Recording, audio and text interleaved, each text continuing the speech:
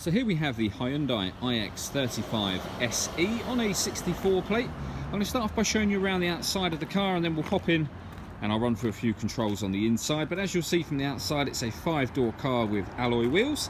Let's start off inside the boot and then work our way around the rest of the car from there. So as we approach the back of the car, you'll see we've got reversing sensors, plenty of boot space along with that 60/40 split folding rear seat, and actually the boot space can be increased by lifting that tray up.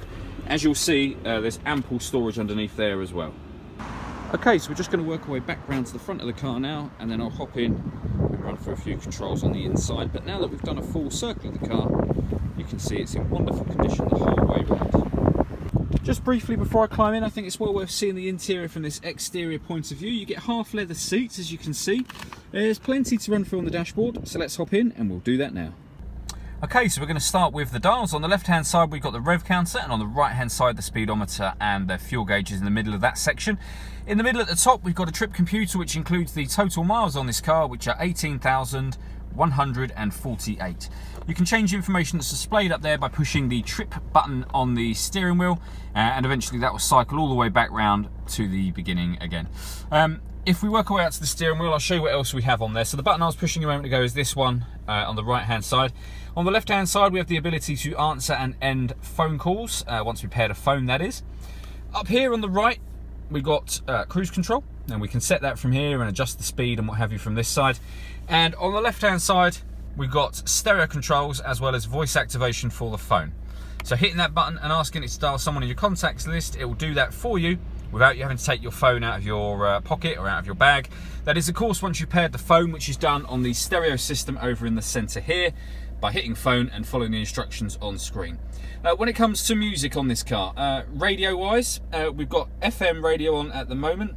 We've got AM and FM. As you can see, there's 3 FM frequencies and 2 AM ones, so you can save 6 favourites per channel on there. When it comes to connecting other media devices, we can connect up a USB device and an auxiliary device, and we have a CD player at the top of that section there, as well as being able to stream music wirelessly via Bluetooth audio as well. Working our way down, we've got the dual zone climate control, so you can adjust the temperature independently on the left and right hand sides of the car. You can then turn the fan speed up or down from here. The air conditioning is on when that light is on, so it's on at the moment, or you can turn that system off.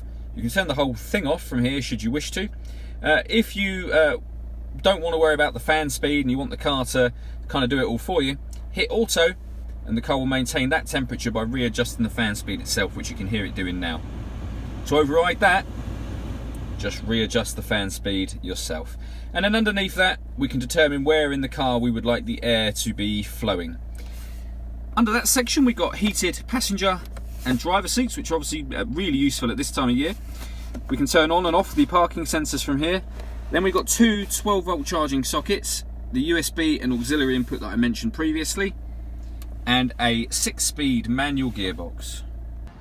All that leaves me to say is thank you for taking the time to watch this video. If you'd like to come and see the car in person and have a test drive, please feel free to call any of our MJA sites. We'd love to hear from you soon.